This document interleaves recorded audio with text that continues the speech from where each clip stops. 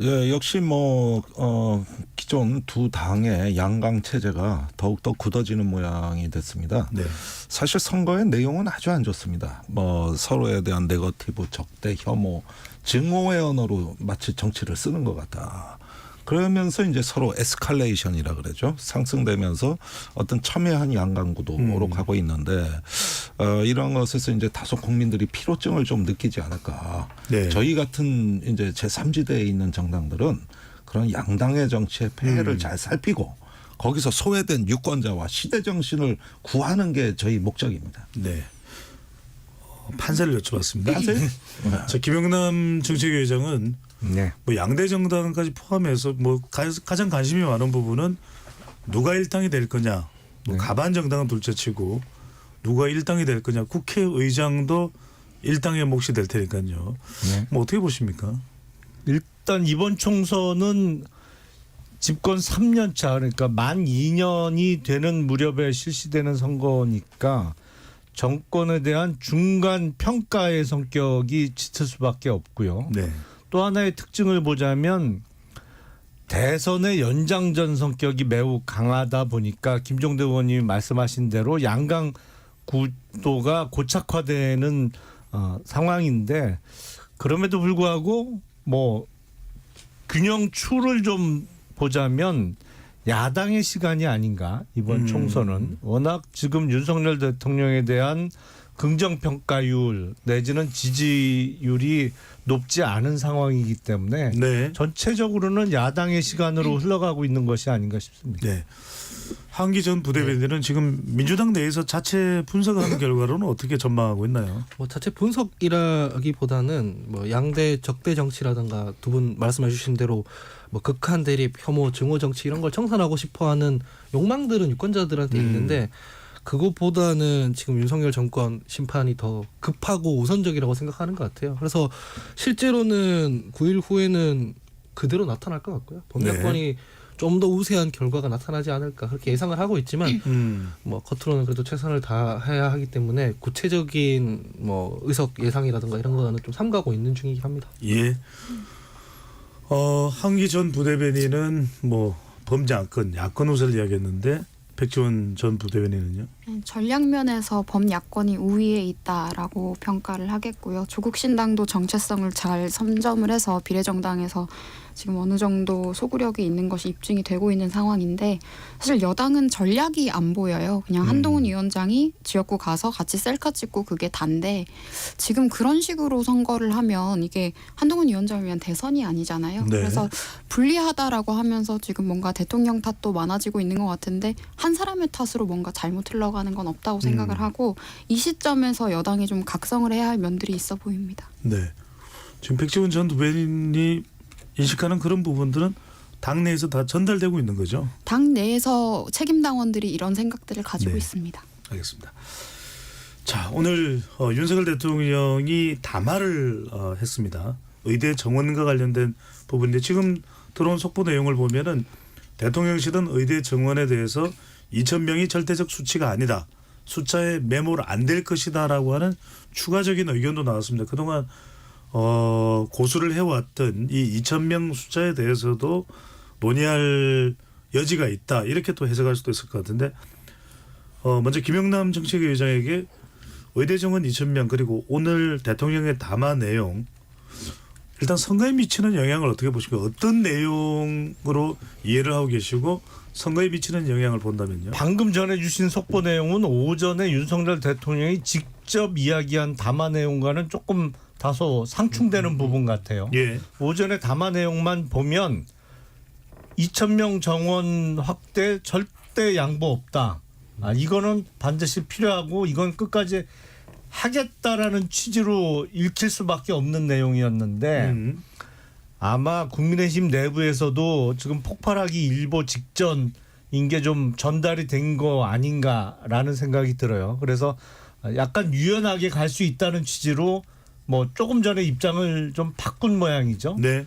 근데 오전에 담화 내용만 보면 저런 말씀을 하실 거면 뭐 하려고 저렇게 예고까지 하고 담화를 발표했을까라는 생각이 들어요. 왜냐하면 민심을 달래거나 어느 정도 수용 내지는 조정하는 게 아니고 그냥 마이웨이를 외친 거잖아요. 나는 내 뜻대로 하겠으니까 다 따라와라. 안 따라오면 뭐 가만 안 두겠다.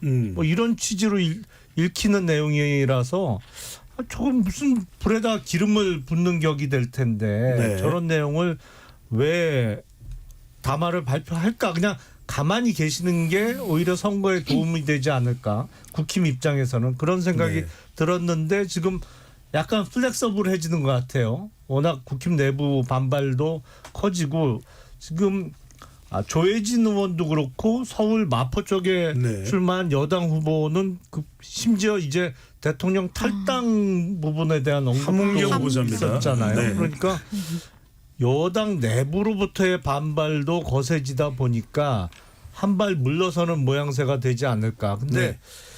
이거는 기본적으로 태도의 문제라고 저는 생각을 합니다. 알겠습니다. 김정대 위원장께 여쭤보고 싶은 것은 아까 백지원 전 부대변인이 윤석열 대통령으로 탓으로 돌릴 일은 아니라고 했습니다만 지금 막 여러 가지가 터져 나오고 있고 일단은 오전과 오후에 대통령실의 발언 내용이 달라졌는데 결정적인 이유는 뭐라고 봐야 될까요? 글쎄요. 일단은 어떤 뭐 여권 더 나가서 어떤 그 현재 권력이 이제 어떤 자기 중심을 완전히 잃어버린 거 아닌가 하는 생각이 듭니다. 그러니까 모든 것은 왜 이런 어떤 그 개혁을 하려고 하는가 초심으로 돌아가서 다시 진지하게 개혁을 성공하기 위한 길을 찾아 나가야 되는데 그냥 고집만 보인단 네. 말이죠. 그러다 보니까 오늘 장장 50분의 그 담화에서도 도저히 수용하기 어려운 대목이 너무 많이 나왔어요. 아니 원래 지역 필수 의료 강화를 위해서는 의사 증원보다도 의료의 공공성 강화가 가장 중요한데 이런 얘기는 다 빠지고 또 심지어 의사들이 뭐 앞으로 의료 서비스, 바이오, 신약 개발 이런 데서 앞으로 소득이 크게 뭐 시장이 확대돼 증대할 수 있다.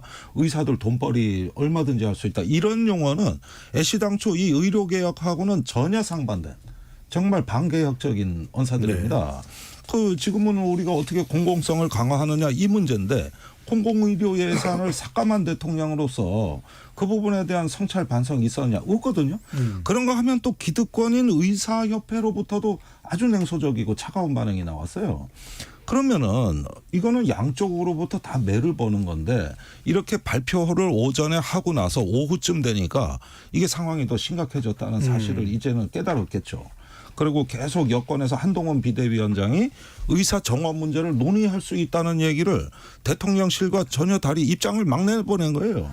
뭐 의대 정원 문제도 대화할 수 있다고 여지를 막 만들어 버리니까 이제는 어떻게 보면 선거 국면이라는 이 상황적 특수성에서 결국은 또 국민의힘이 저렇게 미리 선제적으로 치고 나가는 부분에 대통령실이 네.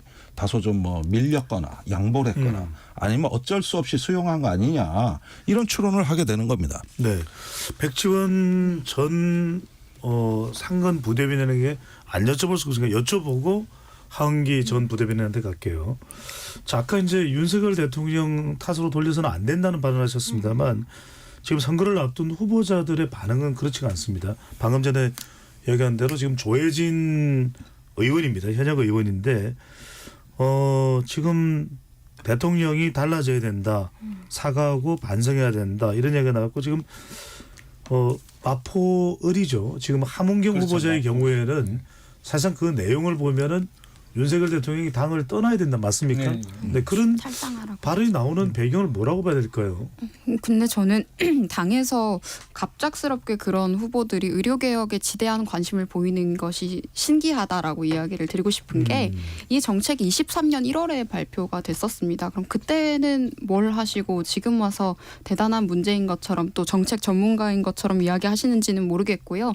지금 2,000명이라는 증원이 결정된 것은 각 대학별로 3,400명까지 지금 증원을 해달라고 교육부를 통해서 요청을 했습니다. 네. 그런데 너무 급진적인 인원수이기도 하고 그리고 개혁선에 대해서 적정선에 대해서 연구한 결과를 토대로 2,000명으로 마지노선을 정하고 진행해 왔었는데 지금 아무래도 당사자인 의사들의 반발이 크다 보니까 그 인원수에 대한 조정이 좀 필요하다 아니면 뭐 방식에서 단계적 증원을 해야 한다라는 이야기를 했었고요.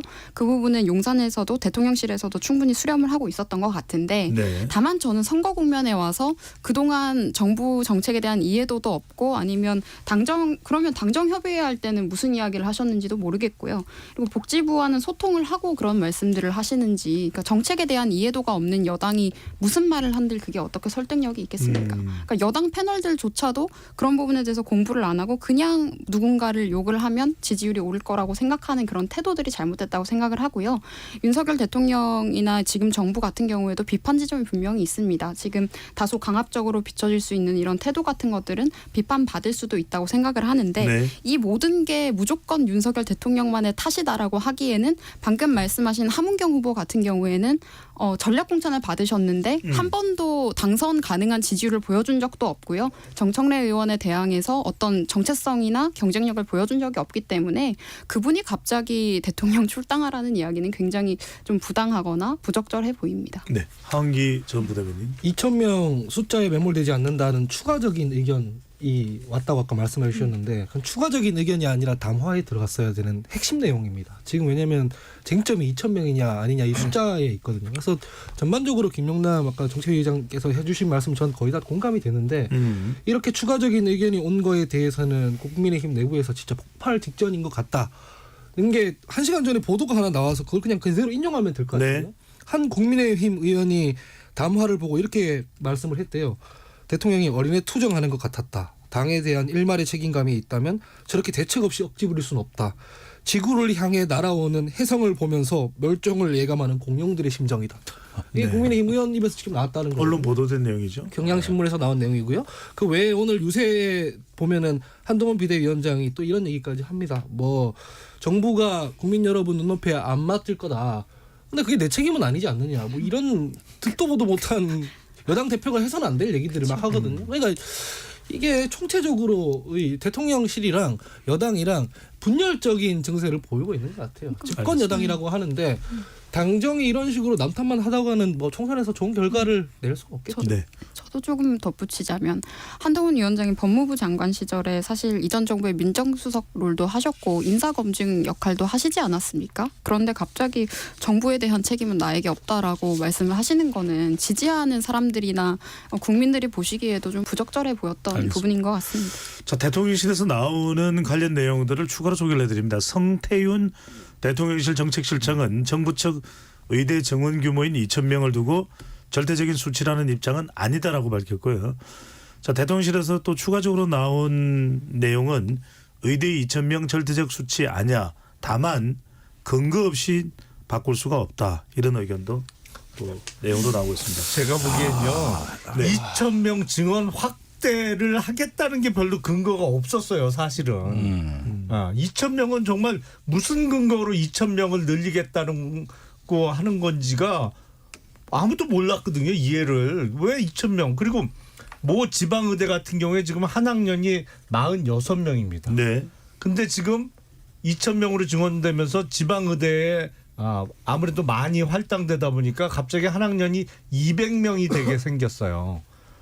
그러면 학생이 갑자기 4배 이상이 5배 정도 많아지는 건데 교수는 언제 채용할 거예요?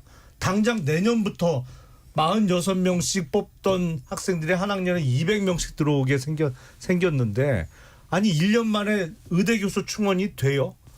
그러니까 2,000명 확대가 알겠습니다. 근거가 없어요. 제가 보기에. 네. 저희 논의는 우리가 다른 주제로도 관련해서 다뤘던 적이 있기 때문에 오늘은 좀 여기에서 마무리를 하겠습니다. 자, 일단 이번 총선 이번 주 금요일이 토요일이 또 사전투표일입니다. 자, 각 당의 대표가 어떤 지금 선거운동 동선을 만들고 있느냐 이 부분도 상당히 주목을 받을 수밖에 없는데요. 먼저 국민의힘부터 짚어보겠습니다. 지금 한동훈 비대위원장이 주말에는 수도권을 공략했고 특히 이제 경기 동남부 일대 9개 지역을 돌았고요. 그리고 오늘은 부산으로 향했습니다.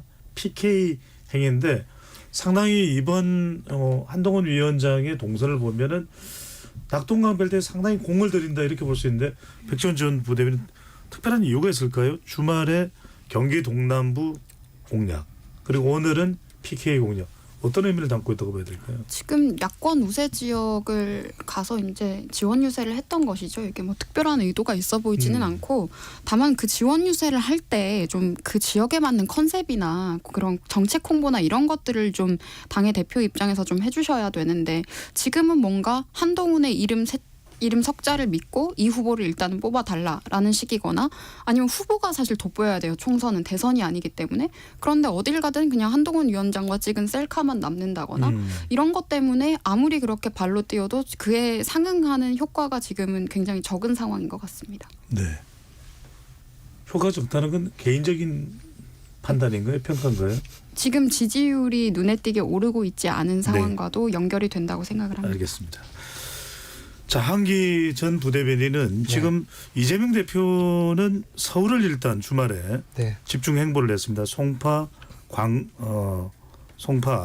또 광진, 용산, 중성동, 영등포, 그리고 오늘은 인천을 집중했습니다. 본인의 지역구가 있는 인천이기도 하겠지만 인천 수도권에 집중하는 배경은 어떻게 이해를 해야 될까요? 일단 서울 한강벨트에 집중하는 건 여기가 초격전지라고 판단을 해서 그런 것이고, 한강벨트에서 이긴 선거에서 보통 서울 선거에서 이깁니다. 그러니까 뭐 2016년 선거에서 보면은 그때 새누리당이 49석 중에 12석을 가져갔는데 졌죠. 그러니까 그때 가져간 한강벨트 지역이 강서울, 동작을, 송파, 갑 정도였고 21대 총선에서는 용산, 송파, 갑을 정도만 가져갔는데 서울에서 싹쓸이 당했잖아요. 그래서 보통 한강벨트 지역에서 이기는 당이 서울에서 이긴다 이런 얘기들이 있어요. 그래서 이번에도 격전지인 한강벨트를 돌고 있는 것이라 봐야 하는 것이고, 인천이야 뭐 당연히 본인 지역구기도 하니까 뭐 도는 것이고, 거기는 사실 인천 본인 계양을 같은 경우에는 민주당 우세한 지역이잖아요. 그래서 그렇게 이해해 주시면 될 것 같습니다. 낙동강 벨트에 특별하게 이재명 대표가 더 신경 쓰지 않는 이유는 있을까요? 뭐 신경을 안 쓴다는 표현은 네. 뭐 민주당의 입장과는 다를 수가 있겠지만 좀 상대적으로. 그래서 그렇게 신경 안 쓰는지 잘 모르겠긴 합니다. 낙동강 벨트도 낙동강 벨트 나름대로 신경을 쓰는 건데, 아무래도 이번 총선에서 이 실제 이 쟁점 혹은 그 포인트 지역인 수도권 서울 수도권 지역이잖아요. 그러니까 서울 수도권 지역에서 좀 더 힘을 집중적으로 좀 쏟는 거 아닌가 싶습니다. 네. 김정대 위원장 보시기에는 PK 지역은 조금 조국 대표를 민주당에서 믿고 있는 것처럼 보일 수도 있다고 봐야 될까요? 근데 저는 지난주에 조국혁신당 그 조국 대표가 부산에 그 지하철역 가서 유세하지 않았습니까? 네. 사실상 마이크도 없는 유세인데 저는 그게 민주당 지원 유세처럼 보여졌어요. 아, 그래요? 사실은 네. 이 모양 전체적으로 그 색깔도 좀 비슷하고, 어떻게 보면은 그 지민 비조 이런 어떤 초기의 프레임이 전국을 도는 게 마치 민주당의 우당으로서의 어찌 심하게 말하면 민주당 선대위원장 같이 보이기도 하는 이런 어떤 그 형세를 보이고 있다. 그런 점에서 역시 어떤 민주당의 조금 소홀하거나 보완이 필요한 부분을 자기가 이렇게 메꾸고 나가면서 투표율을 견인해 나가는 이 흐름이 명확합니다. 이건 선거 끝날 때까지 계속 간다고 봐야 되겠고요. 네. 그런 점에서 일단 부산을 공략한 건 매우 전략적이다. 이렇게 좀 평가를 할 수가 있겠고요. 사실은 그런 점에서 어떻게 보면 사실상의 분업 체계 같아 보이기도 합니다. 이런 점에서 두 당의 어떤 보이지 않는 손에 의한 공조, 이런 부분은 매우 주목되는 현상이죠. 네. 김 위원장께 또 궁금한 게 이른바 제3지대가 전반적으로 좀 지금 침체되어 있는 것도 있겠지만 조국혁신당을 제외하고는 그래도 지역구 현역인 조응천, 설은, 홍영표, 녹색정의당의 심상정 다 좀 지금 나오는 지금 지역구의 판세 분석을 보면 좀 침체되어 있는, 밀리고 있는 그런 이유는 뭘까요? 예, 아무래도 지금 양강 정치로 고착되어 있다는 초기에 말씀드린 그 이유입니다. 그렇지만 사실은 이것이 이런 양당이 정치를 다 담아내지 못하는, 분명히 대표되지 않는 정치가 아직까지는 있지만 이게 수면 아래서 우리의 눈에 좀 띄지 않는 부분이고요. 그럼에도 불구하고 그 현역 의원으로 당선된 적이 있는 제3후보가 있는 지역은 일단 주목해야 됩니다. 네. 예를 들어 심상정 후보가 고향 덕양에서 지역구에서 3번 당선됐기 때문에 저도 오늘 가서 확인해 보니까 아직까지 지역 조직은 분명히 살아있는 조직이고 그다음에 광주 서구의 강은미 의원은 이미 거기서 2번 낙선했고 시의원 구의원을 했기 때문에 인지도는 가장 높거든요. 거기에다 민주당 후보에 대한 사람들이 잘 모릅니다. 이런 지역의 변수들 또 창원 성산의 뭐 그 여영국 후보 같은 경우 이미 노회찬 의원한테 한번 그 뒤에 보궐선거에서 지역구의 뒤를 이어본 경험이 있는 부분이거든요. 네. 여긴 후보 단일화 요구도 매우 강합니다. 그걸 여쭤볼게요. 창원 성산, 경남 창원 성산도 그렇고 심지어는 뭐 심상정 후보는 본인 지역구는 단일화를 원하지 않는다고 했습니다만 상당히 녹색 정의당이 지금 제3지대로서는 또 단일화를 통해서 경쟁력을 지역 경쟁력을 더 높일 수 있는데 이 부분이 잘 안 되는 이유는 뭘까요? 그래서 일단은 뭐 중앙당 차원에서의 당 간의 단일화 요구는 서로 간에 일단 합의가 되지 않았고 지역 차원에서는 열어놨는데 그런데 공교롭게도 이제 단일화를 원하는 쪽은 응답을 받질 못했고 반면에 단일화 압박을 받는 데서는 정의당, 녹색정의당에 대해서 그리 적극적이지가 않았죠. 지금 단일화의 쟁점은 제가 알기로는 창원 성산입니다. 여기는 양당의 후보가 거의 오차범위 이내에서 경쟁을 하고 있는데 여영국 후보가 7 내지 8%의 노동표를 지금 일단 점유하고 있기 때문에. 네, 지지율을 말씀해 주시면 개요를 다 소개를 해드려야 그래서 돼서. 숫자는 얘기는 안 하겠습니다. 네, 네. 예, 그 7, 8%는 죄송합니다. 네. 예, 그런데 이런 부분들을 일단 감안을 했을 때는 창원 성산이 단일화의 어떤 관심 지역인데 유감스럽게도 현재 수준까지 합리적인 대화가 없었다. 저희도 많이 기다리고 있었습니다만은 서로 간에 평행선을 긋다 보니까 네. 예, 지금은 조금 비관적인 상황이라고 할 수 알겠습니다. 이게 한 석이라도 더 경쟁해야 되는 양대 정당의 진영 간 대결 구도 끝판 대결이라 더 단일화 어렵다는 이야기가 나오는데 지금 국민의힘의 김성태 공동선대위원장이 개혁신당에 대해서 수도권 후보 단일화 제안 이런 이야기를 하고 있는데 지금 경기도 화성 동탄을에서도 국민의힘 후보 또 이준석 후보가 표를 나눠 갖고 있는 그런 모양새입니다. 단일화 가능성이 있습니까? 국민의힘과 개혁신당이요. 제가 보기엔 단일화 가능성은 없습니다. 뭐 이미 선관위 후보 등록 시점쯤 출마를 포기한 개혁신당의 지역구 출마 희망자들이 있었는데 거기는 뭐 등록을 안 했으니까 단일화 예. 대상이 될 수가 없고요. 그리고 안타깝게도 지역구 출마자들이 의미 있는 지지율을 지금 못 보여주고 있어요. 그래서 단일화의 대상으로 고려할 만한 지역이 유일하게 이제 화성을 이준석 대표가 출마한 지역 정도인데 거기 국민의힘 후보하고 개혁신당 후보하고 후보 단일화의 가능성은 제가 보기엔 제로에 가깝습니다. 왜냐하면 어느 쪽으로도 단일화를 할 수가 없어요. 지금 그렇다고 국민의힘 후보가 포기할 리도 만무한 거고 더군다나 또 당 차원에서의 어떤 결정이 있어야 되기 때문에 단일화 얘기가 국힘 쪽에서 나온 거는 사실입니다만 네. 현실화되기는 매우 어려울 거로 생각이 됩니다. 김 회장님 그런데 지금 양양자 용인갑입니다. 네. 개혁신당의 양양자 의원은 국민의힘 이원모 후보와의 단일화 용의가 있음을 시사하기도 했는데 단일화를 한다면 어떤 후보가 됐든 간에 단일화된 후보는 경쟁력이 커질 텐데요.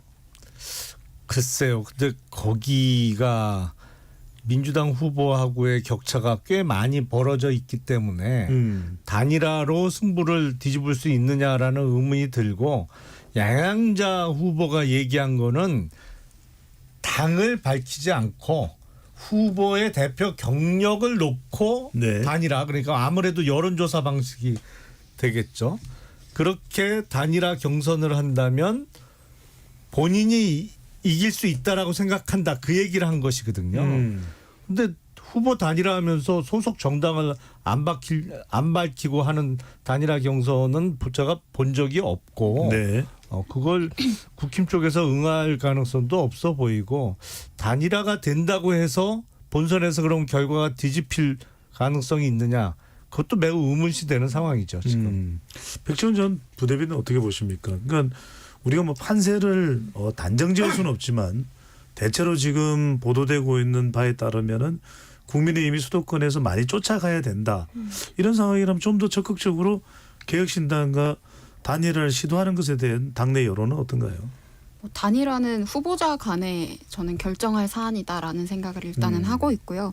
그런데 지금 개혁신당 후보와 국민의힘 후보가 단일화를 한다고 해도 기존의 개혁신당을 지지했던 그 지지자들이 그대로 국민의힘 후보를 찍어줄 것이냐도 의문이고 네. 국민의힘 후보를 지지했던 후보들이 개혁신당 후보를 지지할 것이냐도 거의 지금 둘 다 어려운 상황이라고 보기 때문에 양 당에서 후보들이 단일화를 해도 득보다 실이 더 클 수 있어요. 내부에서 지지해 주시고 있는 지지자들을 또 잃는 게 될 수 있어서 참 어려운 상황일 것 같다라는 생각이 들고 결국 단일화는 당선이라는 결과를 만들 수 있을 때 해야 되는데 이건 정책위 의장께서도 말씀하셨듯이 지금 이준석 대표 지역구 정도가 그 효과를 가늠해 볼 수 있겠지만 지금 상황을 볼 때 국민의힘 후보든 이준석 대표든 이렇게 같이 융화가 되기는 좀 어려워 보인다라고 네. 보고 있습니다. 외연을 확대하기 위해서 유승민 전 의원과 손잡아야 된다는 이야기는 또 어떻게 보는지요? 지금 유승민 전 의원은 지원 유세를 계속 나가고 있죠. 그러니까 다른 롤도 없고 출마를 하고 있진 않지만 국민의힘의 승리를 위해서 어떤 역할을 하겠다라는 의지인 것 같고요. 그런 것 때문에 지금 또 새롭게 여론들이 올라오는 것 같습니다. 네. 조금 전에 김종대 위원장이 언급했던 창원 성산 여론조사는 KBS 창원이 한국 리서치에 의해서 지난 3월 28일부터 30일까지 휴대폰 가상번호 전화 면접 조사 결과입니다. 더불어민주당의 허성무 후보 34%, 국민의힘의 강기훈 후보 27%, 녹색정의당의 여영국 후보 7%로 나타났습니다. 자세한 사항은 KBS 창원 중앙선거론조사 심의위원회 홈페이지에서 확인 가능합니다. 한기 전 부대변인에게는 이것 좀 여쭤봐야 될 것 같습니다. 지금 또 상당히 이 후보자 파장이 커지는 조금 보도되는 내용에 따르면 좀 민주당 후보들입니다. 이제 민주당의 양문석 후보 공천 과정에서도 이제 우여곡절이 많았는데 딸의 이 편법 대출 의혹 이 부분이 이제 국민의힘의 또 맹공에 또 빌미가 되고 있는데 한동훈 위원장 비롯해서 지도부에서도 이제 연일 비판의 날을 세우고 있는데 오늘 이 이광재 이 경기 분당 성남 분당 갑인가요? 네. 상당히 본인도 그 문제에 대해서 곤혹스럽게 생각을 한다 이런 이야기도 나올 정도인데 어떻게 보시는지요? 그 최근이 아니라 지금 오는 길에 보니까 오늘 양문석 후보가 뭐 이 대출 받은 아파트 정리하고 이 대출 받은 것은 다 돌려주고 뭐 이렇게 하겠다고 얘기를 했더라고요. 한마디로 말하면 사퇴하거나 이런 건 안 하겠다고 선을 그은 거죠. 네. 당에서도 별도의 조치가 없는 이유는 해석을 하자면 전체 판세에 지금까지 그렇게 크게 영향이 없다고 판단하는 것 같아요. 그게 아니라면은 보통 정당에선 이런 경우에 정리하거든요. 뭐 10석, 20석 이렇게 날아갈 것 같으면 그냥 한 석 손해 보더라도 정리를 할 텐데 지금 당장은 이게 뭐 큰 영향은 없다고 판단하는 것 같아요. 근데 제가 공영은 후보라든가 양문석 후보라든가 등등 의혹 제기되는 걸 보면 소명이 충분하지는 않은 것 같고 좀 제대로 설명을 할 필요가 더 있는 것 같아요. 네. 네. 김정대 위원장은 민주당의 양문석 후보자 또 공영훈 후보자 화성 동탄 을이죠. 이런 자녀의 뭐 부동산 의혹 논란이 파장이 되는 점 이 부분이 또 선거에 미치는 영향을 어떻게 보시는지요? 저는 민주당이 좀 자기 살을 이렇게 까내는 조금 더 희생적인 결단을 내려야 된다고 봅니다. 만약에 지금 공천 취소는 뭐 하기에는 이미 뭐 좀 후보자 등록이 돼서 늦었다고 할지라도 최소한 어떤 선거 이후에 당선이 되면은 고강도의 제명 조치라든가 이런 어떤 그 당 징계위에 회부하겠다나 이런 정도 의지는 나와야 되는 것이지 이렇게 그냥 뭉개는 식으로 이거 계속 끌고 가면은 그 본인은 보호받을지 모르지만은 수도권의 후보들이 분명히 이거는 일부 타격이 있을 걸로 보여져요. 네. 그래서 조금 이런 부분에서 조금 뭐 요 행위도 이제 얼마 남지 않은 선거 기간을 넘기겠다고 하는 거 대단히 아니한 발상이다. 이런 점에서도 조금 더 결연한 어떤 결단이 없으면 상당히 선거 막판으로 이 문제가 오히려 굉장히 어떤 그 표를 잠식하는 요인이 될 것이다. 그렇군요. 이거 명심하셔야 됩니다. 김종대 위원장이 좀 뭉갠다. 그래서는 곤란하다는 말씀을 주셨는데 한편으로는 뭉개도 되는 선거 판세로 봐야 되는 건지 실제로 별로 뭐 크게 선거를 좌우하는 요인은 되지 않을 것이다 이런 해석들이 또 계속 나오고 있거든요. 실제로 민주당뿐만이 아닙니다. 국민의힘의 장진영 후보의 부동산 투기 의혹, 또 조수현 후보의 전세 사기 가해자 변호 이런 것도 이제 맞대응으로 이제 더불어민주당에서 부각시켜 있는 부분인데 이런 부분들을 김영남 의장은 어떻게 보시는지요? 그러니까 그 공천을 그대로 유지할 수 있는 배경이 있는 총선 같아요. 이번 총선은. 왜냐하면 문제 있는 후보가 너무 많아요. 누구 한 명만 탁 튀면 그 사람에 대해서 심각하게 정말 공천 취소하고 한석 포기하겠다 이런 결정을 할 수도 있을 텐데 지금 양문석 후보, 공영훈 후보도 있고 뭐 수원의 김준혁, 네. 거기도 그 정도 수위의 발언 같으면 옛날 같으면 난리 났어요. 근데 파장이 그렇게 크진 않거든요. 왜냐하면 문제 있는 후보가 너무 많아요. 그러다 보니까 그냥 어물쩍 넘어갈 수 있는 총선이 아닌가 싶어요. 저는 개인적으로는 공영훈 후보보다 양문석 후보의 흠결이 더 커 보입니다. 사실은 사업자 대출로 받아서 그거로 아파트 구입 대금에 썼기 때문에 이 이른바 뭐 대출 사기 아니냐라는 논란이 충분히 일어날 수 있거든요. 그럼에도 불구하고 역대 어느 총선보다도 문제 많은 흠결 많은 후보가 너무 많기 때문에 그냥 넘어갈 것 같아요 이번에. 저 김종대 위원장은 웃으시기까지 하는데 백지원 전 부대변인은 상대적으로 좀 지금 다른 출연자에 비하면 연령대가 좀 낮은 편이잖아요. 네. 상당히 MZ세대 표심에도 영향을 줄 수밖에 없을 텐데 이런 후보자들의 또 부동산 관련된 의혹들 또 자녀 관련된 의혹들 또는 심지어는 지금 당대표나 위원장 한동훈 위원장도 당대표 격이죠. 그런데 상당히 다른 선거에 비해서 뭐 적지는 않을 정도로 많을 정도로 막말과 또 독설이 판을 치고 있는 거 그리고 그걸 아무렇지도 않게 이야기하는 거 그 배경을 뭐라고 봐야 될까요? 그러니까 이게 저는 이재명 대표가 공헌한 바가 크다. 왜냐하면 지금까지 해오면서 뭐 막말이나 뭐 또 여러 가지 가족을 대상으로 한 욕설 논란이나 이런 것들 덕분에 정치인에 대한 기대감을 많이 낮춰주신 영향이 있다라고 보고요. 그래서 그런 의미로 이재명 대표를 능가할 막말은 없을 줄 알았는데 앞서 말씀하셨던 수원의 김준혁 후보는 정말 이거는 상식선에서 납득이 불가한 지점에 있는 후보이기 때문에 민주당이 공당으로서의 위신을 생각해서라도 저는 지금이라도 뭐 사퇴를 하게 한다든지 조치를 해야 된다고 생각을 하고요. 양문석 후보 같은 경우에는 글쎄요. 이재명 대표가 많이 아끼시는지 전에는 또 노무현 대통령 비하나 이런 것 때문에 또 논란이 됐는데 이거는 아빠 찬스가 아니라 역으로 딸 찬스 썼냐 자녀 찬스 썼냐라는 비판까지 나오고 있지 않습니까?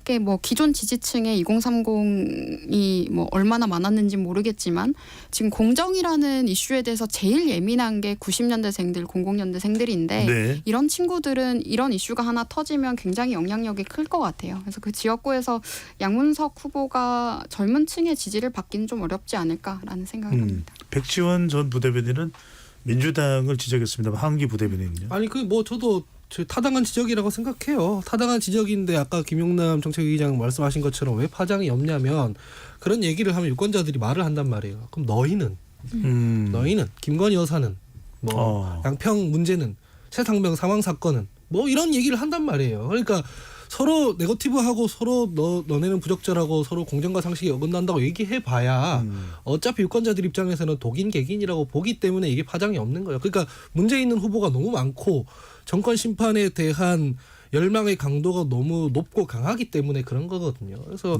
저는 이게 당연히 문제 제기 받는 것들 다 좀 심각하다고 생각하지만 9일 동안 그냥 이렇게 그냥 뭉개고 넘어갈 것 같습니다. 참 슬픈 현실이네요. 네, 슬픈 야, 현실. 이건 정말 슬픈 현실이고 우리 정치가 이래서는 안 되죠. 그리고 어떤 높은 도덕성과 품격을 지향해 나가는 경쟁이 되는 이런 판이 돼야 되고 또 초기엔 그랬어요. 과감하게 공천도 취소시키고 탈락시키지 않았습니까? 그러다 중간 넘어오면서부터 갑자기 이 기준선이 무뎌지는 듯한 모습은 정치에 적신호가 울린 것이다. 이런 부분들은 무언가 저기 지금 유권자의 힘으로 좀 개선할 여지가 매우 크다고 보여지고요. 심판은 어떤 가치로 심판하느냐가 중요한 겁니다. 뭐 심판이라 그러면 우리 옛날에 박근혜 대통령만 심판하면은 탄핵시키면 민주주의 저절로 되는 줄 알았어요. 그러나 그렇게 됐습니까? 아니거든요. 그러니까 심판도 어떤 가치로 하느냐 여기서 경쟁이 있어야 되는 것이거든요.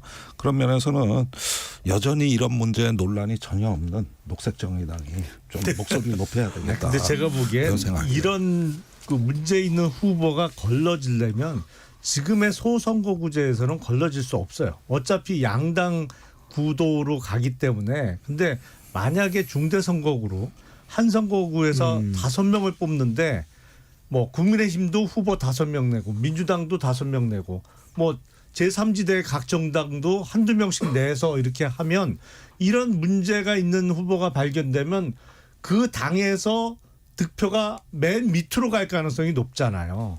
그러면 당연히 투표에서 걸러질 수가 있는데 지금같이 소선거구제 하면 1번 아니면 2번이 되는 구조이기 때문에 그래서 힘들다고 생각을 합니다. 저는. 네. 김종대 위원장께서 참 이야기에 빠져들었는데 녹색 정의당 이야기하니까 제가 또 화들짝 깨게 되네요.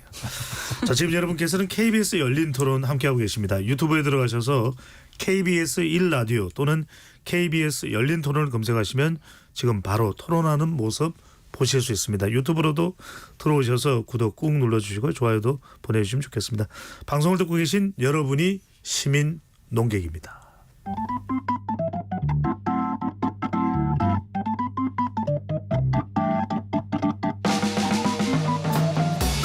세상을 바꾸는 질문 열린 토론이 시작합니다. KBS 열린 토론은 언제나 열려 있습니다.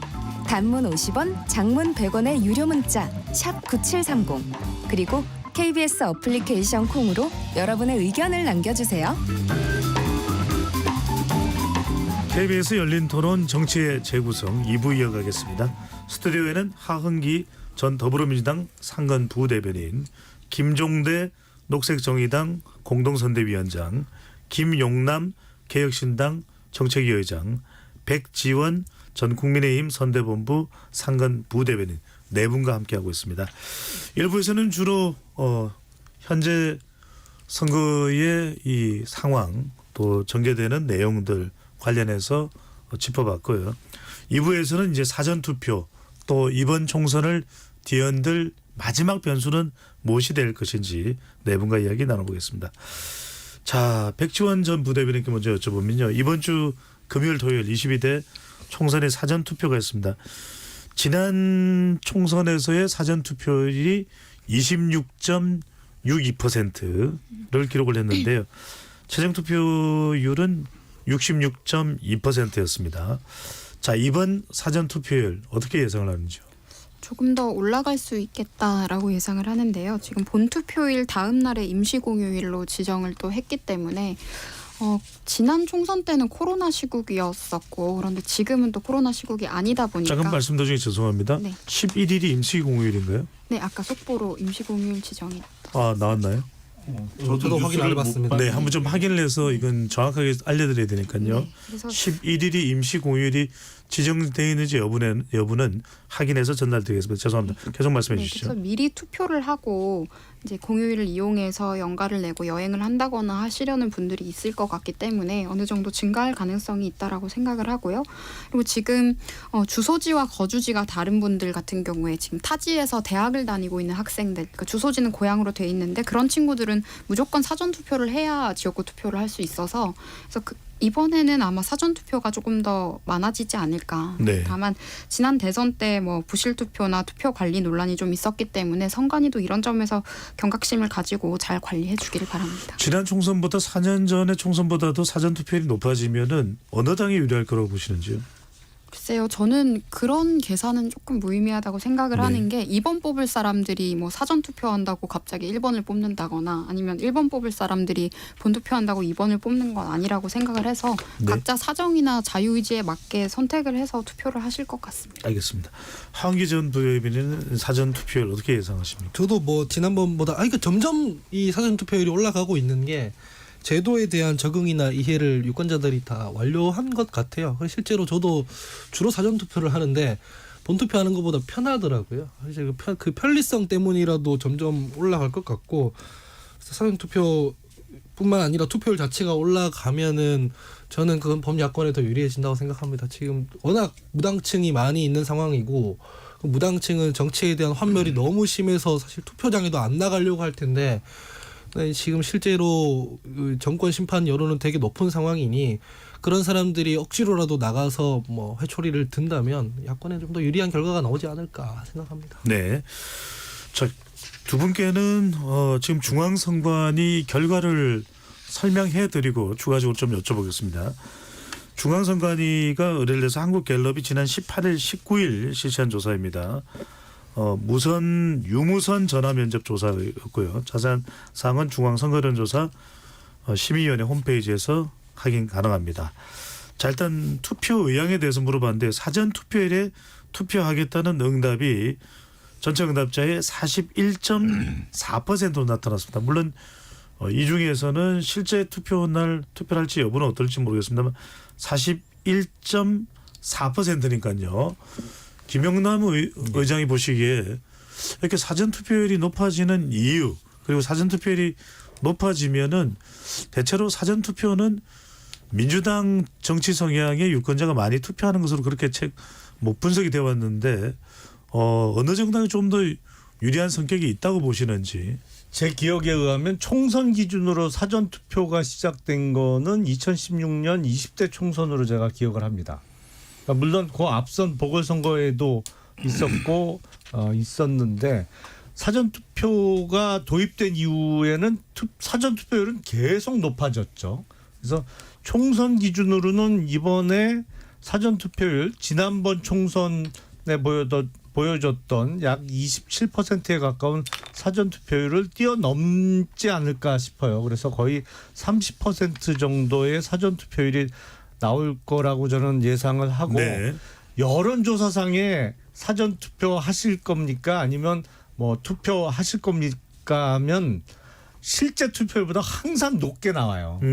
왜냐하면 이번 총선에 투표하실 겁니까? 이렇게 물어보면 대략 75% 정도의 응답자가 꼭 투표하겠습니다. 이렇게 하거든요. 바람직한 응답 현상이라고도 우리가 분석을 하기도 합니다. 제가 분석해 보면 이 여론조사 각 문항에 끝까지 대답하시는 분들이 잡히는 거잖아요. 그거 끝까지 대답하실 정도의 그 정치 고관여층들은 대부분 투표하시죠. 근데 네. 중간에 끊거나 전화를 아예 안 받는 분들이 투표를 안 하는 경우가 많기 때문에 여론조사의 응답 내용과는 조금 차이가 날 수밖에 없고 네. 사전 투표율이 높으면 야당에게 특히 이제 민주당을 비롯한 야당에게 유리하다고 한 거는 사전 투표가 주로 직장을 다니는 연령대에서 더 많이 하기 때문에 그랬던 것이죠. 근데 지난번 대선을 보면 이제 사전 투표를 노년층에서도 많이들 하시거든요. 네. 그래서 사전 투표율이 높으면 지금의 야당한테 유리하다 이런 등식은 조금 깨져가고 있는 것이 아닌가 싶어요. 김종대 위원장께 궁금한 것이 따지고 보면 김종대 위원장 말씀하시고 백지원 전 부대변인으로 가겠습니다. 따지고 보면 이번 조사에서도 50대 이하에는 50대까지는 사전투표 의향이 높게 나타났고 60대 이상에서는 본투표 의향이 더 강한 것으로 나타났는데 그러면 각자 사전투표와 본투표 이렇게 유권자들이 좀 더 편한 선택 기준이 있으니까 선택이 가능하니까 하면 되는데 국민의힘에서는 또 사전투표를 상당히 독려하고 있습니다. 네. 그 의미는 어디에 있다고 봐야 될까요? 글쎄 뭐 그다지 진정성을 실어서 하는 얘기 같지는 않습니다. 좀 예. 기선 그렇죠. 제압에 아무래도 한쪽만 투표 캠페인을 네. 야당만 지속하게 됐을 때 아무래도 명분과 기세에서 밀리기 때문에 맞대응 성격으로 보는 게 합리적이라고 보여지고요. 지금 이번에 사전 투표는 조금 의미가 다릅니다. 예, 지금 뭐 이렇게 어떤 그 여태까지 추세를 얘기했습니다마는 지금은 야당이 판세를 역전한 시점에서의 사전 투표예요. 그러니까 다시 말하면은 네, 그렇게 일단은 추정이 되고 있다는 말씀입니다. 그렇죠. 그 네. 힘이 이번 주까지는 간다고 봤을 때 음. 우리 유권자들이 우리 대한민국 그 국민들이 항상 보면 정치의 어떤 세력 균형이랄까 어떤 균형을 추구하는 견제 심리들이 많은데 이 사전 투표 시에는 지금 야당이 무언가 기세에서 앞서 나가고 판을 뒤집어서 야당 지지자들의 정치적 효용성이 높은 시기에 아하. 공교롭게 사전 투표가 닥친 거예요. 그러다 보면 이번에 사전 투표는 야당에 유리한 정도가 훨씬 더 저는 크다고 보고 네. 이런 어떤 야당이 사전 투표 캠페인을 벌이니까 국민의힘이 마지못해 뒤쫓아오는 형국이 됐다. 그런 만큼 이번에 사전 투표는 예전과는 달리 더더욱 특별한 어떤 심판 선거에 대한 효용성을 뭔가 이렇게 좀 다시 불러일으키는 징검다리 역할하는 이런 의미에서는 좀 특별하다고 볼 수 있겠습니다. 네. 저 방금 발언을 좀 정정을 하려고 하는데요. 네. 11일 임시 공휴일은 만우절 가짜 뉴스였다고. 네, 제가 네, 네. 죄송하다는 말씀 드리겠습니다. 네, 다시 한 번 더 확인해서 말씀드립니다. 4월 11일은 임시 공휴일은 아니니까요. 추가적인 혼돈이 없으시기를 그래도 말씀을 순간적으로 기분은 살짝 좋아졌어요. 네, 저도 뭐 아주 굉장히 저도 속아버렸습니다. 열린 죄송합니다. 토론은 쉬지 않고 4월 11일 계속 진행된다는 말씀도 거듭 드리고요. 자, 그러면 이제 최종 투표율이 어떻게 될지도 상당히 중요합니다. 왜냐하면 최종 투표율이 지난 2012년 그리고 2012년과 2016년, 2020년 다 좀 제각각 달랐습니다. 2012년에 새누리당이 과반 이상을 할 때는 투표율이 상대적으로 낮았고요. 반면에 2016년 더불어민주당이 1당을 할 때는 투표율이 58% 그리고 지난 4년 전 2020년에는 투표율이 무려 66.2%로 매우 높았던 시점에서는 민주당이 180석 위성정당까지 포함해서 싹쓸이를 했던 그 시기였으니까 한기 전 부대변인께 먼저 여쭤볼게요. 이번 최종 투표율 어떻게 전망을 하고 있습니까? 그리고 그것이 민주당에 미치는 영향은 어떻게 보시는지요?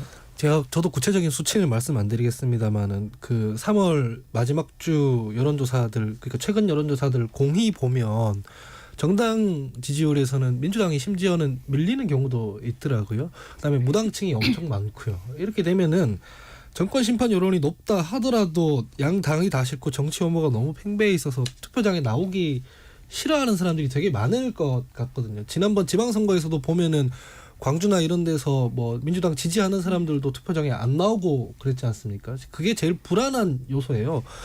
아까 전에 김종대 의원께서 말씀해 주셨지만은 그 지금 윤석열 대통령이나 뭐 현 정부 여당에 대해서 심판하고 싶어하는 사람도 양문석 후보권이라든가 공연용 후보권이라든가 이런 것들이 계속 누적돼 있으면 짜증이 나거든요. 짜증이 나면 결국 투표장에 안 가는 것이고 투표장에 안 가면 야권 입장에선 불리해지는 것이고 그렇기 때문에 투표율을 높이는 것은 이번 총선에선 되게 중요한 일이라고 생각을 합니다. 실제로 투표율만 좀 높아지더라도 좀 더 이 판세 유리한 판세가 좀 굳어질 텐데 한번 좀 봐야 될 것 같습니다. 이 투표를 어떻게 보시든지 지금 나오고 있는 좀 총괄적으로 말씀드립니다. 더불어민주당 후보자들이 우세한 선거 여론조사 결과를 보면 40대에서 매우 높은 지지를 받고 있어서 매우 또 투표율이 세대별 투표율이 중요하다는 이야기도 하고 있습니다. 그리고 이제 50대 유권자 수가 전체 19.7%로 10세 간격으로 했을 때는 가장 비율이 높다. 물론 뭐 압도적으로 높은 건 아닙니다. 큰 차이는 아니더라도 상대적으로 조금 더 높다는 의미인데 이 세대별 투표율이 미칠 영향 김영남 의장은 어떻게 보시는지요? 투표율과 관련해서는 지난 2022년 지방선거 때 호남에서 특이한 현상이 벌어졌죠. 그러니까 민주당 강세 지역이었는데 그때 제 기억에 투표율이 40%가 안 됐었어요. 지방선거 때 말씀하시죠? 예. 그랬습니다. 그러니까 네. 그때는 사실은 이재명 대표에 대한 어떤 그 비호감도가 많이 작용을 했던 것이죠. 근데 이번 총선도 그럴 수 있는 충분한 여건은 있었어요. 왜냐하면 민주당의 공천 파열음이 세게 났고 이런저런 문제 있는 후보들 국민의힘도 마찬가지입니다만 이런 정치 혐오를 부를 수 있는 환경은 조성이 됐었는데 큰 변수가 하나 생겼잖아요. 조국 혁신당 때문에 투표율이 그렇게 많이 떨어지지 않을 것 같아요. 저는 이번 총선에서 대략 60%는 넘는 대략 65% 내외 정도의 투표율을 보여주지 않을까 싶습니다. 그래서 결국에는 그 국민의힘이 물론 그때는 다른 당명을 썼습니다만 수도권에서 압승을 했던 마지막 선거가 2008년 18대 총선이었어요. 근데 2008년 18대 총선에서는 총선 투표율이 46% 정도밖에 안 나왔었습니다. 그 얘기는 뭐냐면 노무현 정부를 거치면서 실망한 민주당 지지층들이 투표장에 안 나왔어요. 그러면서 당시 이제 한나라당이었죠. 그때 한나라당이 압승을 거뒀는데 이번에 65% 정도 투표율이 나온다고 하면 역시 이번 총선은 야당의 시간이 되지 않을까 싶습니다. 네, 40대가 많이 투표를 하게 되면 전체 투표율이 올라가고 그래서 민주당이 유리하다는 그런 뭐 해석도 있기는 합니다. 자, 비례투표 정당도 안 살펴볼 수가 없는데 뭐 김종대 위원장께서 늘 녹색 정의당을 강조하고 계시지만 지금 태풍의 눈은 단연 뭐 조국혁신당입니다. 네. 어떻게 보십니까? 조국혁신당이 심지어는 비례정당 투표에서는 물론 지역구를 내지 않았으니까요. 더불어민주연합까지도 추월하는 것 아니냐 이런 이야기도 나올 정도인데 이것이 향후에 야권에 미치는 판세 어떻게 보시는지. 민주당의 민주연합이긴 합니다. 위성정당이니까요. 뭐 오히려 이게 지민 비조가 뭐 도우미 역할도 되겠지만 협력적 관계 되겠지만 자칫 이게 제살 깎아먹기가 되는 것 아니냐는 지적도 하는데 그 부분은 어떻게 보시는지요? 글쎄요. 옛날에 한참 뭐 영화 보면 동시상영 이런 거 틀어주면 우리가 더 많이 갔지 않습니까?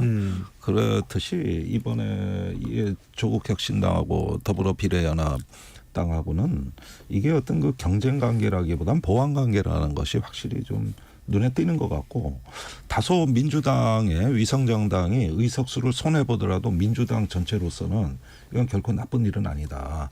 역시 조국혁신당이 민주당에게 주는 가장 큰 도움은 투표율 견인입니다. 투표장에 나오게 만드는 힘을 갖췄다는 거. 거기에 맞는 맞춤식 선거운동이 진행되고 있고 민주당 스스로 안 되는 걸 조국혁신당이 보완해주거나 대신해주고 있다는 이런 부분이거든요. 그렇게 해서 두 당을 합치니까 국민의힘 비례정당을 월등히 뛰어넘는 이런 상황으로 지금 전개되고 있으니까 이게 뭐 속된 말로 누이 좋고 매부 좋은 형국 아니냐. 그런 점에서는 선거 막판까지 가리라고 보고 더 나아가서는 22대 아마 새로운 교섭단체까지 구상을 하는 것 같다. 20석이 넘을 수도 있다. 아니 조국혁신당이. 야권의 이제 군소정당들이 조국혁신당하고 연대하면 공동교섭단체도 가능한 수준이다. 네. 그러니까 비례연합당에서 이제 원당으로 원복하게 되면 더 이상 민주당 소속이 아니니까 조국혁신당하고 연대할 여건이 갖춰지는 거거든요. 그러니까 이게 정계 개편까지 연결이 되는 거예요. 네. 그러니까 이런 점에서는 오히려 조국혁신당이 하나의 어떤 지금 정치를 이끌어 나가는 힘이 어떤 선거 그 이상을 앞서 나가고 있고 정계 개편까지도 보고 있는 거 아니냐 이런 어떤 관측까지도 가능해요. 김 의원님 말씀은 민주당으로서는 별로 손해볼 것 없을 것이다. 그렇습니다. 국회 운영에 이제 야당 교섭단체가 2개가 생기는 거니까. 알겠습니다. 네, 이런 점이죠. 정근 전에 좀 팩트 전달을 위해서요. 2008년 18대 총선에서 한나라당이 153석을 차지했을 때는 2008년입니다. 그때의 투표율은 46.1%, 50% 거의 정확하게 맞췄잖아요. 네, 46.1%의 투표율이었던 거 한번 더 확인해서 전달을 해드리고요. 한기 전 부대변인에게 방금 이제 김종대 위원장께서는 굉장히 무지갯빛 전망을 해주셨지만 장밋빛 전망을 해주시지만 그럼에도 불구하고 지금 더불어민주연합의 백승하 공동대표나 이재명 대표는 민주연합으로 우리도 좀 투표를 해달라. 호남에서도 조국혁신당이 연일 솟구치고 있는 상승세에 상당히 좀 긴장하고 있다는 그런 이야기도 전해지는데 마냥 조국혁신당이 지지율이 추가 상승하는 이게 민주당에 도움이 되는 걸로 보십니까? 어떻게 보십니까? 아니, 전체적으로야 당연히 범야권이 이기는 거지만 당연히 뭐 자당 대표는 자당에 투표해달라고 해야 되는 거니까 네. 당위적인 차원이라고 생각을 하고요. 저는 조국혁신당이 이번 총선에서야 회초리로 기능할 테지만 정계 개편까지는 어려울 거라고 생각하는 게 지난주에 짧게 언급을 했는데 이거는 뭐 구체적인 데이터가 아니라 그냥 국밥집 갤럽 뭐 등산 미터거든요. 왜냐하면 네. 윤석열 정권 심판하고 싶어하는 유권자층이 있습니다. 근데 그 회초리로 민주당을 선택하면 이재명 대표랑 민주당이 그거 봐라 우리가 대안이지 않느냐 이렇게 착각하게 만드는 게 싫어하는 사람들이 있어요.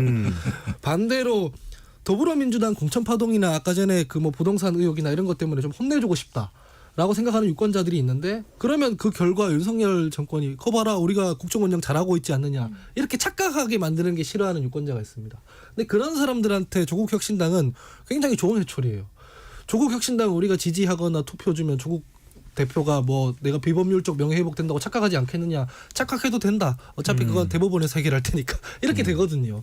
이게 그 실제로 국밥집이나 등산객들이 가지고 있는 민심인 것 같단 말이죠. 그래서 실제로 이번 총선 때까지는 회초리로서 기능하고 난 뒤에 2022대 국회가 딱 열렸을 때 어떻게 될지는 그때 가서 봐야 되는 문제라고 저는 생각을 하고 조국혁신당이 뭐 캠페인을 잘하고 메시지가 선명하고 이런 것들도 있지만 근본적으로는 양당 때문에 얻는 반사이익이 더 크다고 생각하기 때문에 네. 양당이 스스로를 성찰하고 반성하고 하는 부분이 좀 더 필요해 보일 것 같습니다.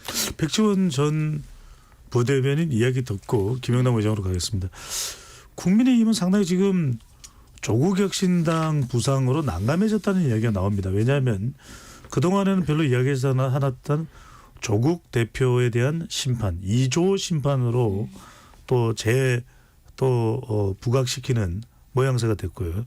또 대체적으로 윤석열 대통령에 대한 심판 여론이 좀 잠잠해졌다가 조국혁신당이 부각되면서 또 심판론이 재부상됐다.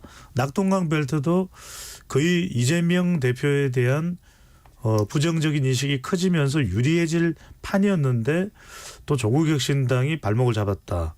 이런 얘기가 나온다면 조국혁신당에 대한 뭐 차단이라든지 또는 대응이 일찌감치 좀 개발됐어야 되는 거 아니냐는 지적도 나오거든요. 네. 그래서 조국 신당이 반정부적인 정서와 진보 진영에서의 주류라는 이미지를 정말 선점을 해서 효과를 거두고 있는 것인데 이런 조국 신당을 대응할 때 2조 심판론 이런 이야기를 하는 게 얼마나 소구력이 있는가 보면서 좀 회의적이라는 생각이 들고요. 지금 우리가 대선을 승리했던 원동력이 2030 세대들의 공정과 상식에 대한 요구였는데 지금 그래서 조국신당이 특정 세대 4050에서는 어느 정도 지금 지지율이 나오지만 청년층에서는 완전히 외면받고 있는 것이 이것이거든요. 지금 네. 청년층이 절대 용납할 수 없는 게 입시비리인데 일가족이 그 당사자이다 보니까요. 그래서 이런 윤석열 정부가 어떻게 대통령이 어떻게 당선이 되었는지에 대한 그 과정에 대한 이해가 있었다면 여당에서 승리 방정식이 좀 더 잘 나왔어야 한다고 생각을 하는데 사실 여당도 국민의 미래 이번에 비례 명부를 보면은 아빠 찬스, 삼촌 찬스 논란이 됐던 분들이 있어요. 그렇기 때문에 이게 또 자가당착에 걸리고요. 또 우리 지금 보수 진영에서 문재인 정부의 탈원전 비리 같은 것들을 비판했는데 또 탈원전 주자들을 또 비례 공천을 했기 때문에 그러니까 자가당착을 스스로 만들어 놓고 뭔가 심판론을 이야기하니까 우리도 심판론으로 접근한다라고 하니까 지금 지지율 상승의 여지가 전혀 없이 계속 이렇게 답보 상태에 머무르고 있는 것이거든요. 근데 마지막 일주일이라도 뭐가 중요한지 좀 제대로 포인트를 잡아서 이야기를 하면 될 텐데 지금 청년들이 보기에는 사실 똑같을 것 같아요. 아빠 찬스로 뭐 대학을 쉽게 간 애나 아빠 찬스로 뭐 국회의원이 되는 애나 비슷해 보이니까요. 그래서 청년들이 참 선택지가 없는 것 같아서 저도 또래로서 참 아쉬운 마음으로 지켜보고 있습니다. 네. 한편으로는 조국혁신당이 부각되면서 경쟁을 해야 되는 제3지대의 새로운 미래 또 개혁신당, 녹색정의당이 더 움츠러드는 모습인데 그러면 제3지대의 개혁신당이나 또 정당들은 제3지대 정당들은 조국혁신당에 대한 대응책이 지금 뭐 시간도 별로 없는데 있는 건지 왜 그동안 충분한 좀 체계적인 대응 준비를 못했던 건지 김영남 의장 어떻게 보시는지요? 지금 상황은 백약이 무효인 상황 아닌가 싶어요. 왜냐하면 조국혁신당의 비례대표 1번인 박은정 후보의 남편 그 변호사 개업해갖고 네. 이종근 변호사 10개월 만에 40억 이상의 재산이 늘었잖아요. 그전 같으면 이게 휘청해야 되거든요. 당이 끔찍도 안 하잖아요. 왜 그런가요? 그러니까 기본적으로 제가 보기엔 그런 거예요. 그러니까 이제 열흘 후에 총선이 끝난 이후에 4월 11일부터 정치적인 위상이 크게 추락할 대표적인 두 인물이 전 떠오릅니다. 한 분은 윤석열 대통령이에요. 또 한 분은 민주당의 이재명 대표예요. 위상이 많이 추락할 거예요, 아마. 이재명 대표는 왜요? 총선에서 이기더라도 이번 총선을 거치면서 이재명 대표가 당 내외에 적을 너무 많이 만들었어요. 특히 공천 과정에서. 그리고 그게 국민들이 잊어버리지 않으실 거예요. 다 기억하고 계실 거예요. 그러다 보니까 사실은 조국 혁신당의 돌풍이라는 것도 이재명 대표에 대한 반감이 크게 작용한 측면이 있거든요. 그렇기 때문에 지금 거대 양당의 사실상의 오너라고 볼 수 있는 두 정치인의 추락과 그거와 맞물려서 조국 혁신당의 부상과 관련해서는 이 구도를 지금 9일밖에 안 남은 총선 전에 어떻게 깨버릴 방법은 없어 보이고요. 네. 그리고 제3지대가 지지부진하게 된 것은 사실은 크게 잘못한 것은 기대에 부응을 못한 게 제일 크죠. 사실은 이른바 제3지대 빅텐트를 쳤다가 한 열흘 하루 만에 빅텐트가 무산되면서 뭐랄까 새로운 대안 세력으로서 거대 양당을 알겠습니다. 견제하거나 대체할 수 있는 세력으로 인정을 못 받은 거죠. 네. 김영대 위원장께 녹색정의당 유독 더 많이 강조해 주시기 때문에 녹색정의당 지지자들이 상당히 또 호응도가 높을 것 같은데 한편으로는 그래도 대한민국 정치 지형에서 세 번째 정당 또는 네 번째 정도 정당으로는 자리매김을 했던 녹색정의당도 지금 조국 혁신당의 부상과 함께 흔들립니다. 이제는 이낙연, 이준석, 심상정 이름이 잘 들리지 않는 상황인데 이 상황을 어떻게 봐야 될까요?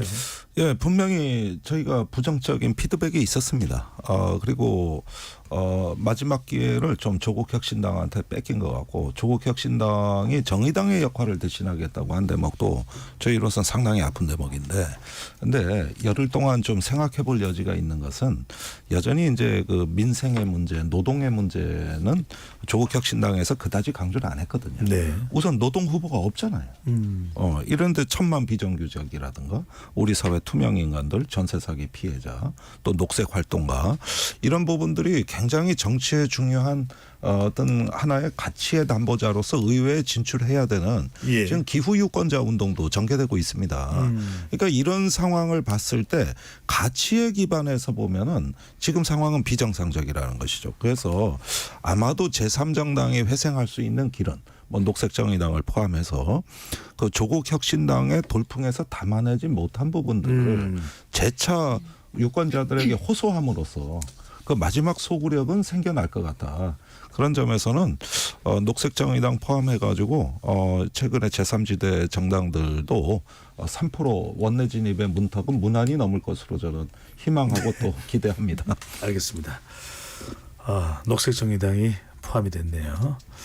자, 남은 시간 동안 이제 토론을 마무리해야 되니까 이제 짧게 다음 주에도 우리가 방송은 있지만 그때는 이미 이제 여론조사 공표 금지 기간이기도 하고 또 사전투표가 이미 좀 지나고 난 이후 시점이기 때문에 가장 현 시점에서 남아있는 9일 동안입니까? 가장 큰 변수가 될 게 무엇인지 단답형으로 한마디씩 해주고 오늘 열린 토론을 마무리하려고 합니다. 먼저 하은기 전 부대변인부터. 변수 없어 보입니다. 아까 전에 말씀하셨듯이 박은정 후보 이런 거는 당이 휘청거릴 내용이고 더불어민주당에서 나오는 그 부동산 의혹 이것도 사실은 당이 휘청일 내용인데 이미 그게 국민들 귀에 안 가닿고 있는 것 같습니다. 알겠습니다. 백지원 전 부대변인은요? 저도 변수는 달리 없어 보이고요. 지금 벼락치기로 요행발하시는 후보들은 정신 차리시고 발로 뛰면서 국민 한 분이라도 더 뵙고 스킨십 하시길 바랍니다. 네. 김영남 의장은요? 저는 변수라기보단 4월 10일 총선 이후가 더 걱정돼요. 이유가요? 예. 왜냐하면 지금 22대 국회의 구성원이 될 것으로 보이는 네. 거대 양당의 후보들을 보면요. 사실은 21대만도 못하고 21대를 그렇게 욕을 하고 비판을 많이 했는데 알겠습니다. 사실 21대는 20대나 그 앞선 네. 국회만도 못했거든요. 근데 시간상 네. 예정된 역대 최악의 국회가 되지 않을까 싶어요. 네, 15초 드리겠습니다. 예, 저는 물가입니다. 예, 마지막으로 더 충분히 쟁점화되지 못한 영역이 물가와 민생이다. 이런 부분들 에너지 가격, 또 야채 가격, 생활 물가 이게 막판에 제일 큰 변수가 아닐까 생각이 들어요. 알겠습니다.